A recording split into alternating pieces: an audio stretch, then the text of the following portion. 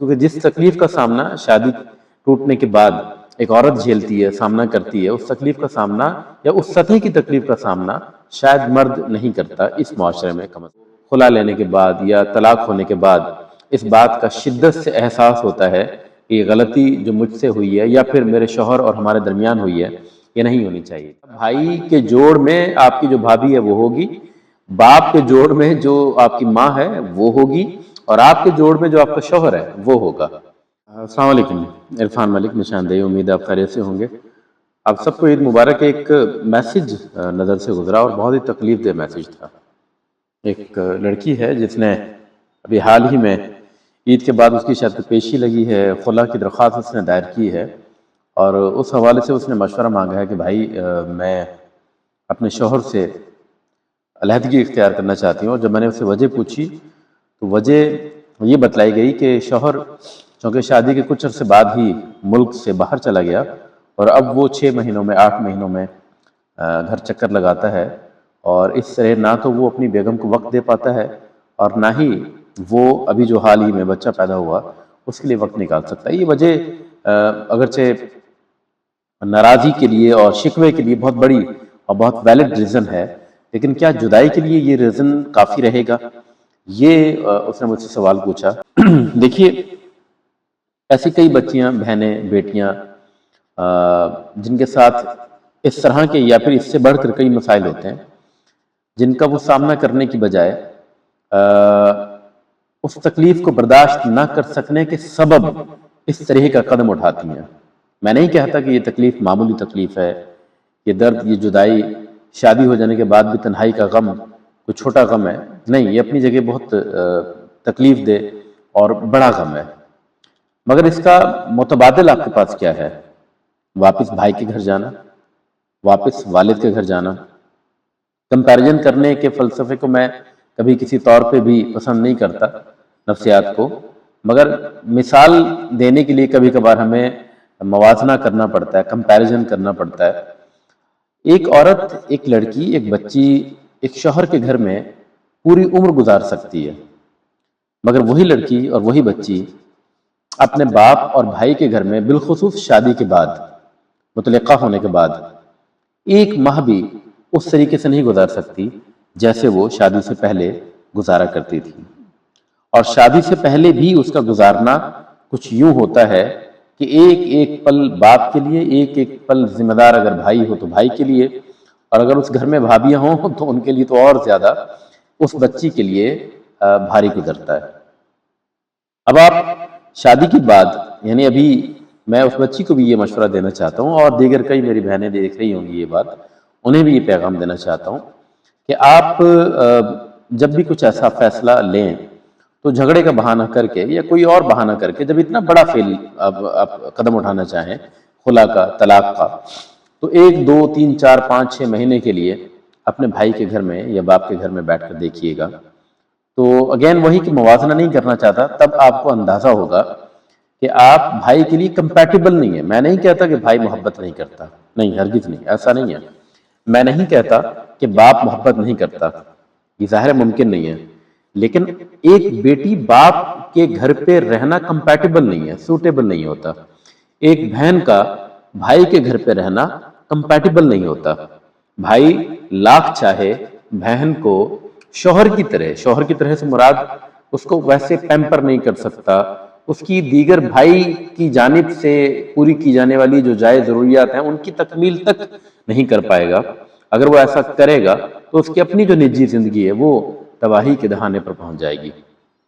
اسی طرح بقیہ جو تمام رشتے ہیں ان کی جانب سے تو بعض اوقات کیا بلکہ اکثر اوقات کھلے عام طعنہ و تشنیع کا معاملہ ایسا پیدا ہوتا ہے کہ اس بچی کو خلا لینے کے بعد یا طلاق ہونے کے بعد اس بات کا شدت سے احساس ہوتا ہے کہ یہ غلطی جو مجھ سے ہوئی ہے یا پھر میرے شوہر اور ہمارے درمیان ہوئی ہے یہ نہیں ہونی چاہیے تھی.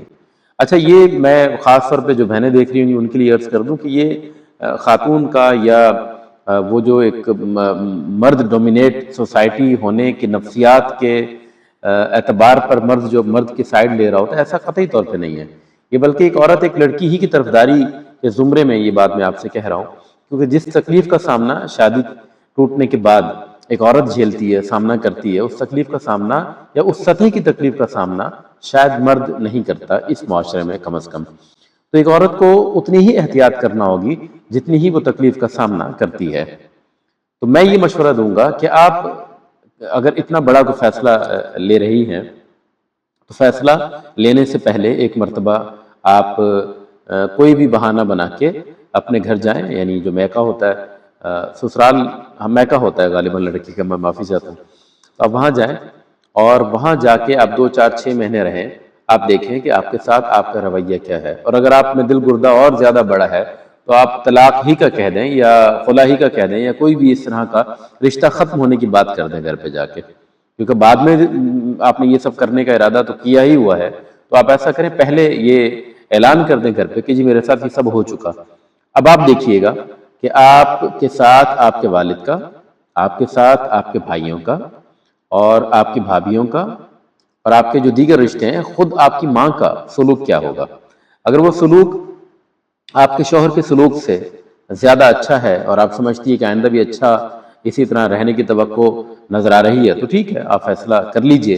اور اگر آپ کو یہ لگتا ہے کہ نہیں، ان تمام رویوں کو ملا کر بھی شوہر کا رویہ جو ہے وہ قدر بہتر ہے، تو آپ پھر اپنے فیصلے سے رجوع کریں اور واپس چلے جائیں. بڑا مشکل ہو جاتا ہے، غیر فطری سا ماحول بن جاتا ہے آپ کے لیے، اور غیر فطری ہے بھی. اللہ نے تمام جو جانیں ہیں ان کو جوڑوں میں پیدا کیا ہے، خواہ وہ انسانی جان ہو، وہ حیوانی جان ہو، وہ یا کوئی اور حشرات الارض ہو. تو آپ کا جوڑا آپ کا شوہر ہوتا ہے. یعنی یہ بات تو طے ہے کہ ایک لڑکی، ایک بیٹی کا جوڑا باپ نہیں ہوتا، ایک بیٹی کا جوڑا یعنی کپل کے طور پہ بھائی نہیں ہو سکتا. بھائی کے جوڑ میں آپ کی جو بھابھی ہے وہ ہوگی، باپ کے جوڑ میں جو آپ کی ماں ہے وہ ہوگی، اور آپ کے جوڑ میں جو آپ کا شوہر ہے وہ ہوگا. تو جو بنیادی بنت ہے اس سوسائٹی کی وہ جوڑ کے طور پہ ہے، کپل کے طور پہ ہے، جوڑے کے طور پہ ہے. اور جوڑا ایک شوہر کے لیے بیوی ہو سکتی ہے اور بیوی کے لیے شوہر ہو سکتا ہے. اور جب آپ اس جوڑے کے علاوہ کہیں زندگی گزارنے کا کوئی ہلکا سا خواب بھی دیکھتی ہیں، کچھ ہی عرصے کے بعد آپ کو اندازہ ہوتا ہے کہ وہ خواب چکنا چور ہو چکا ہے. تو بس صرف اتنی سی ایڈوائز ہے میری وہ بہن جنہوں نے مجھ سے مشورہ مانگا، اور گاہے گاہے اس طرح کے سوالات ہمارے قرب و جوار کے جو ہیں وہ بہنیں اور کئی ایسے لوگ ہیں جو پوچھتے ہیں. تو ان کے لیے اس معاملے میں میرا مشورہ یہی ہے کہ آپ اتنا بڑا فیصلہ، یعنی بدقسمتی دیکھیے کہ ہر مہینے سٹی کورٹ کے اندر، کراچی کی میں بات کر رہا ہوں، ماہانہ تقریباً 3000 سے 3500 کیسز ہیں جو خلا کے دائر ہوتے ہیں، اور غالباً یہ اس سے زیادہ کی تعداد ہے. میں حفظ ما تقدم احتیاطاً یہ بات کہہ رہا ہوں. اور 3500 4000 وہ بچیاں جو خلا لے لیتی ہیں، مجھے ان سے پوچھنا ہے اور مجھے ان کے قرب و جوار کے لوگوں سے پوچھنا ہے کہ بتائیے خلا لینے کے بعد کیا آپ کے تمام مسائل حل ہوئے؟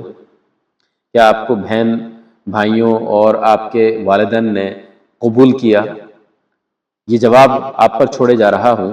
اور اس کے ساتھ ساتھ وہ مرد حضرات جو شوہر کہلاتے ہیں، انہیں بھی یہ چاہیے کہ وہ اپنی بیوی کے لیے، اپنے پارٹنر کے لیے، جو آپ کی ملکیت نہیں ہے، آپ کی کوئی ادا شدہ قیمت کے باعث خریدی گئی شے نہیں ہے کہ جس سے آپ اس کی جینے کی آزادی چھین لیں، اس سے باہر نکلنے کی آزادی چھین لیں، آپ سے ہر چیز وہ ایسے پوچھ کے کرے گویا وہ آپ کی غلام ہو. یہ رویے ہیں جس کے باعث ایک لڑکی، ایک بیوی ایک شوہر سے جان چھڑانا زیادہ بہتر سمجھتی ہے بنسبت اس کے کہ وہ آپ کے ساتھ رہے. اس کے کانسیکوینسز دونوں طرف ہوتے ہیں، یعنی صرف لڑکی نہیں جھیلتی بلکہ ایک لڑکا بھی جب اس رشتہ ٹوٹنے کے غم سے گزرتا ہے تو اس کی ذہنی حالت بھی آگے آنے والی تمام عمر پر اس کا اثر پڑتا ہے. تو آپ دونوں ہی کو صبر اور برداشت، جو اپنے رشتہ ختم ہونے کے بعد جس کا مظاہرہ کرنا ہوتا ہے، اگر وہ آپ پہلے کر لیں تو یقین جانیے کہ بعد میں جو تکلیف صبر اور برداشت کے ساتھ آپ کو جھیلنا پڑے گی، شاید اس سے آپ کو گزرنا نہ پڑے. اپنا خیال رکھیے گا. بہت شکریہ. السلام علیکم.